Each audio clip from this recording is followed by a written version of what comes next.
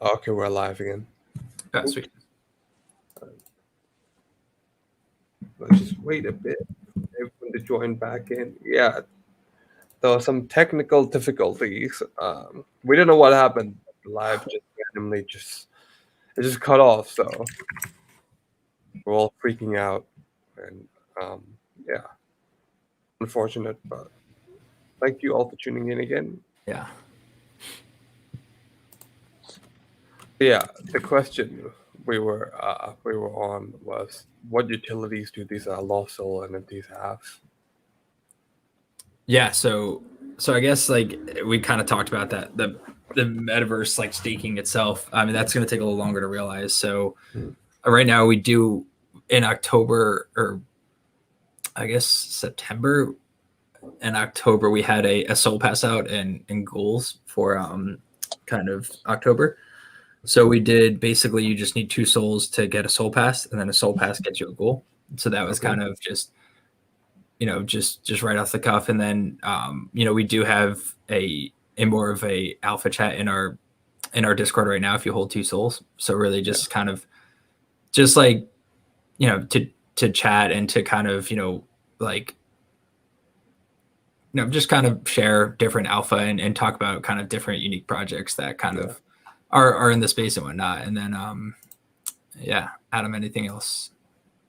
Yeah, so then also goes back to, we talked about how we're gonna have a land sale um coming up. So, holding a soul will be important in that. And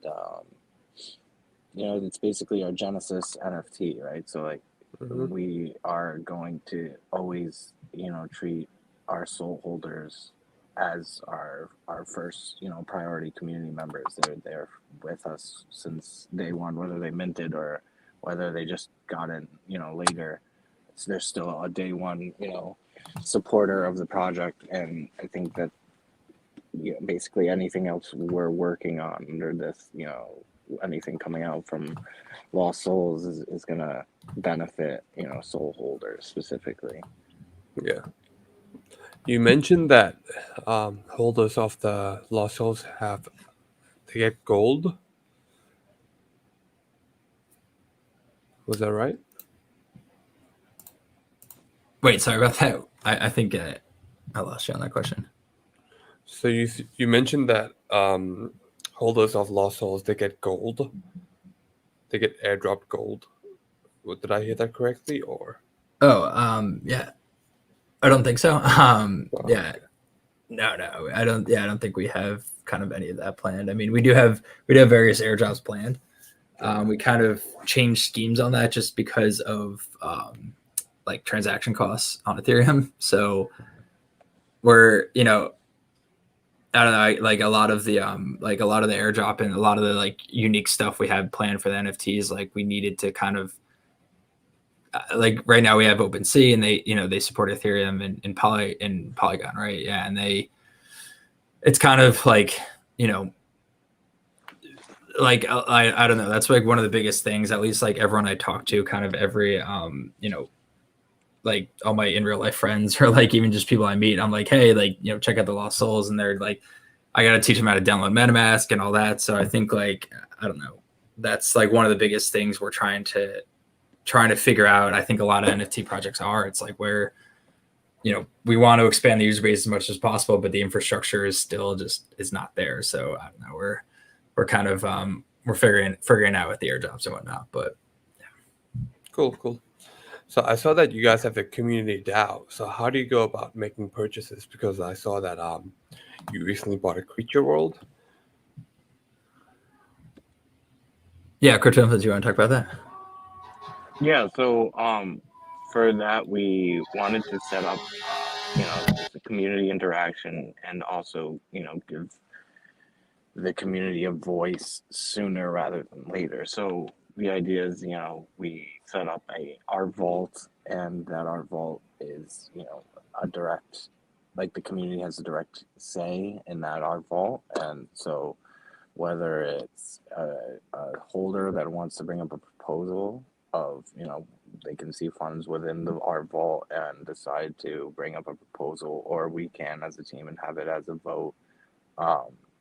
Basically, we wanted to create, you know, something of a collective ownership there to, you know, test, not necessarily test, but get everybody ready in the community for kind of more DAO interaction, because we will have a lot more DAO interaction overall down the line, especially, you know, when Ecto is out and when our metaverse is out. So the idea there is to, you know, really set up a strong structure of getting people to vote, and at least, because what you see a lot is that voting usually increases over time. If you can start it at the right point. If not, you're kind of trying to incentivize voting instead of give people in the back of their head like, this is something I should be doing for my self-interest and not just for the project. You know, if everybody's contributing in some way, it definitely can move the project along better than, you know, incentivizing or saying that, you know, a lot of DeFi protocols, people vote even just to try to get an airdrop later on, or to try to like spread out their votes and stuff like that in different wallets. So it's kind of not as indicative of what you would get. So when you're doing a DAO like this, it kind of gives, you know, there's no direct incentive at first. It's the collective moving toward, you know, one certain point. So, and then our first vote was brought up because those were some projects that, you know, we met in NFT NYC, and we saw strong like communications between them and development, and, you know, it was something that we brought up as a proposal because it would benefit the community later down the line. Cool. By the way, if you are listening, we are doing giveaways, so please make sure you fill out the form, and we will announce the winners near the end of the stream. I just wanted to mention on stream that the artwork is amazing. These souls are extremely cute, and I feel like they're just a vibe, and they have their own unique personality. Do you want to talk a little bit more about what inspired, like, why did you go with the souls and who made the art? Yeah, I can chat about that. I also finally got into the SandStorm.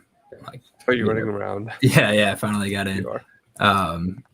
Yeah, I mean, we I guess what inspired it was we met Clarissa through, so we met Green Barkeep. He's like our he couldn't be on the call today, but you know, he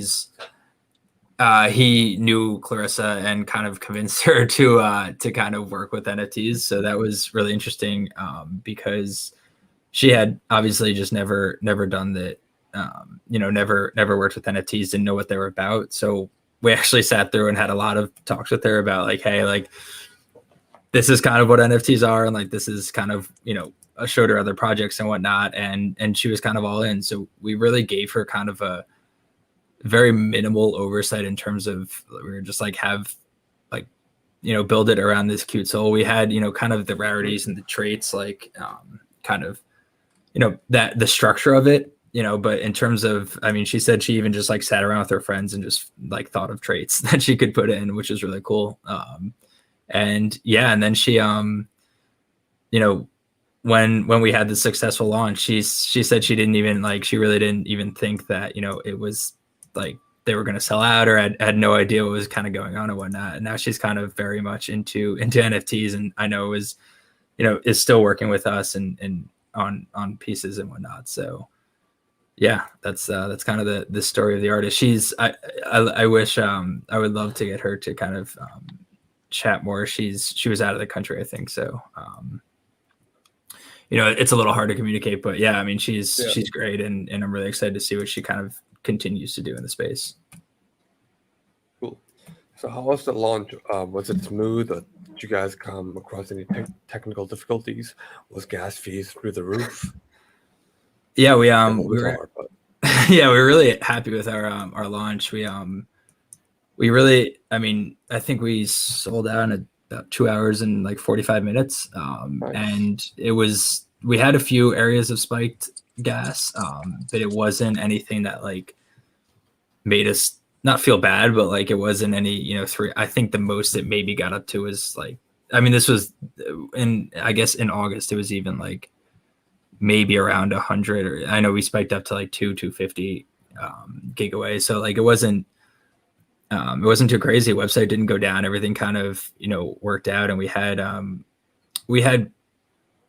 not an instant reveal, but we revealed about like an hour after kind of everything went up. So yeah, launch went pretty well. We were really happy with it. You know, it was a lot of technical work just on the back end.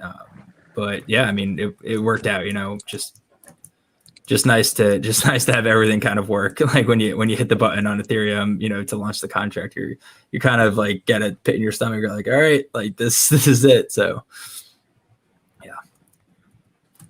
Welcome to the stream, Green Barkeep. Thank you for tuning in. So you mentioned that you did the reveal instantly after the mint process finished, but some projects they usually wait, 24, 48 hours before they make the reveal. Do you think that matters? Do you think one way is better than the other? Like, do you have any thoughts on it? Yeah, crypto influence. If you want to talk about that, I know you have opinions. So I guess there's different benefits and there's different pros and cons on both sides. So when you're on a project side, I think waiting longer to reveal does let the market kind of speculate more. So sometimes, you know, you'll get more volume traded. I think a lot of times what we do see is that pre-reveal, the floor will be higher than what post-reveal is.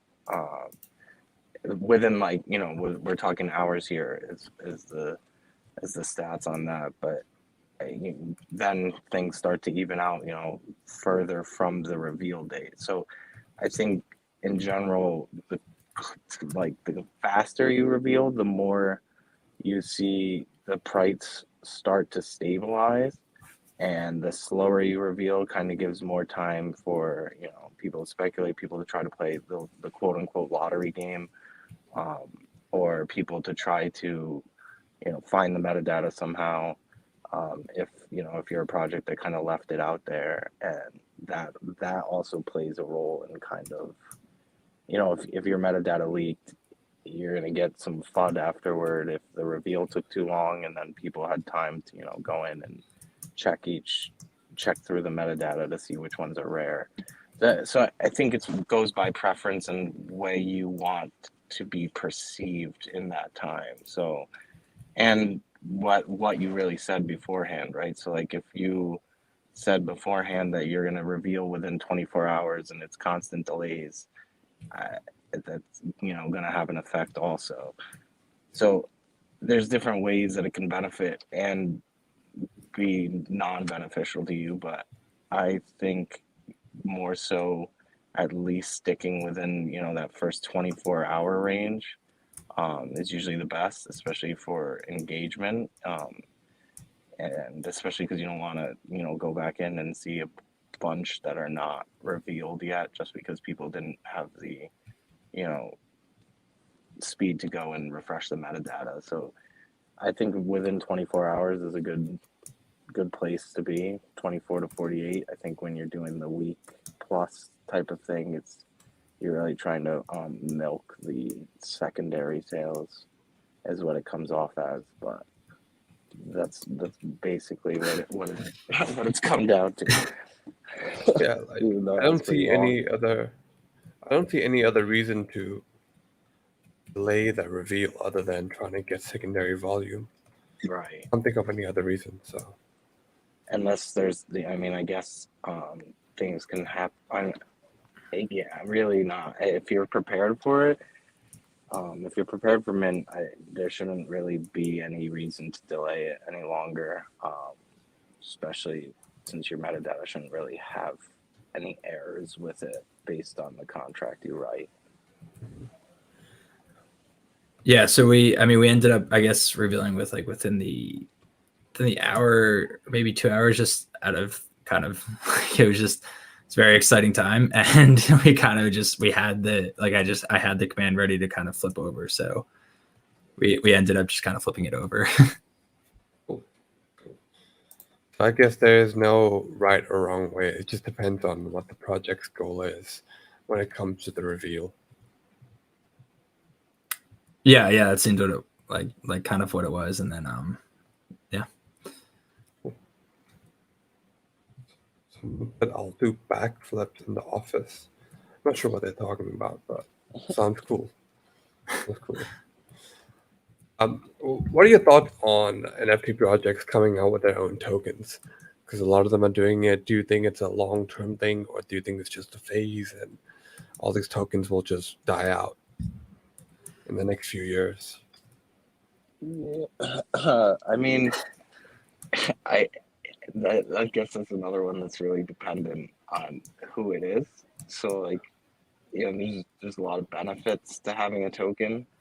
Like engagement, people feeling like they're more connected to the project, new users, etc. But if that token doesn't really do anything down the line, I think that's where you're obviously going to run into some trouble.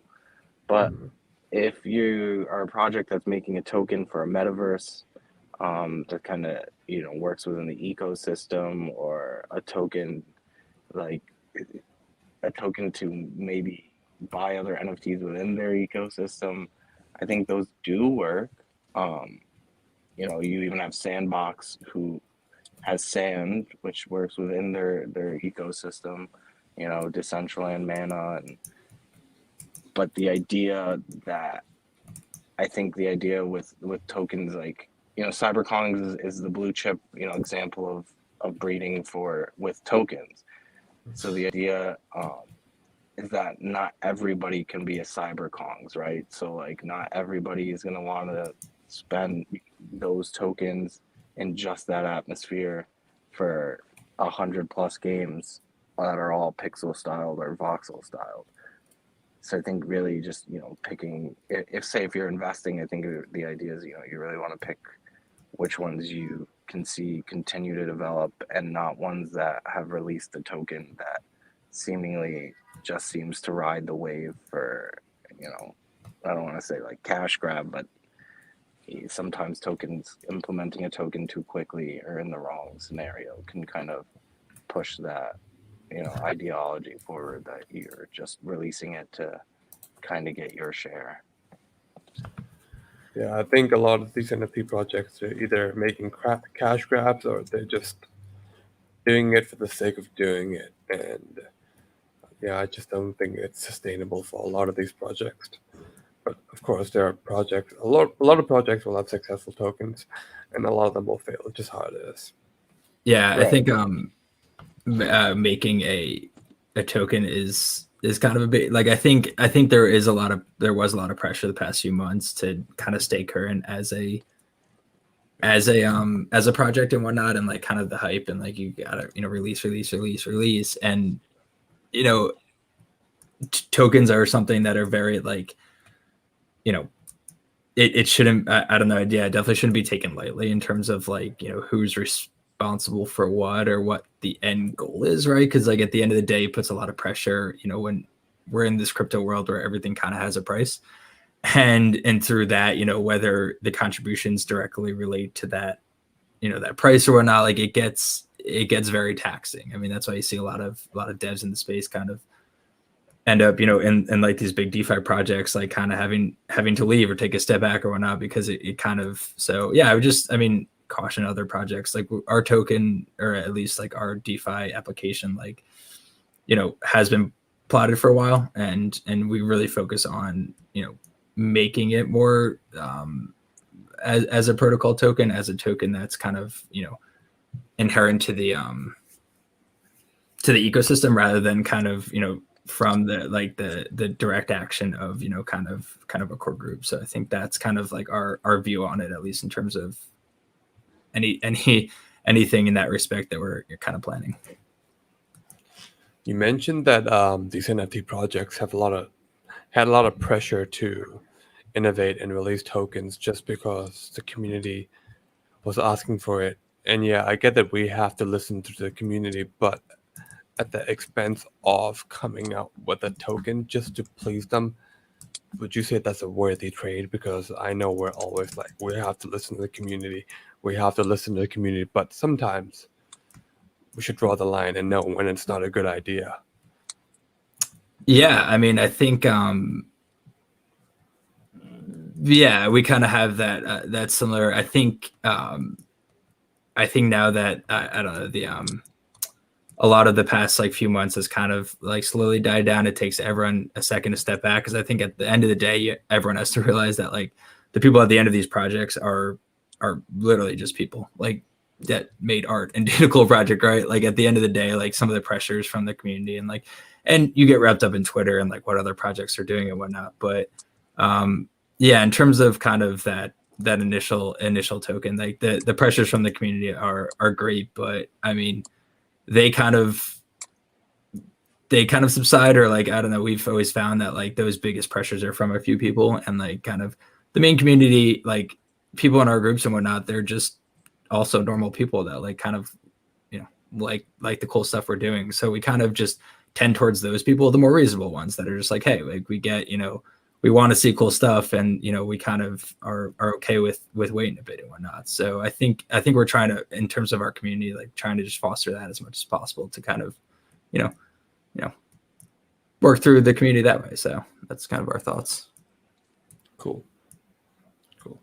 Yeah, a lot of the times it's just a phase. I'm not saying that the tokens won't last for a long time. I have projects that generate tokens for me, and I do believe in them. But if the community is bugging you about it, yeah, in like a month or two, I don't think it'll be such a big deal anymore. Yeah, people have really short attention spans. That's another thing. They'll focus on something else. Yeah, right. And then, you know, the new kind of whatever, you know, the fork of the day is kind of grabs attention. You're like, okay, cool. We can just get back to developing. But yeah, I mean, but then other times the community will come up and everyone will be up in arms, and they have very valid, you know, opinions and concerns. And so it's like kind of just like weeding out those two, I think yeah, is what we've learned kind of. Yeah, I think that's all the questions that I have for today. Would you like to mention anything else about your project? Look, no, I don't think so. I think you know, thanks everyone on the chat for listening to us. We're, you know, we have, I guess, more of the DeFi application and whatnot, and you know, a white paper out within at least the next month to kind of explain what I just rambled on about, like in terms of the DeFi stuff. So that's exciting, and then the merch store kind of as soon as I can finish coding it. So hopefully soon. I'll announce the winner of the giveaway now, and the winner is, I'll just copy paste the name on the chat in case I butcher it. It's Jodska. The winner is Jodska. I might be saying that wrong, but let's go. Nothing I can do about it. Congratulations to the winner, and thank you for coming on, man. That was fun. It was a great time learning about your project and meeting you guys. Yeah, awesome. Thanks for having us. Cool. Thank you for tuning in, everyone. Have a great day or have a great evening wherever you are, and we'll be back on Friday with some more interviews. Peace. All right, have a good one.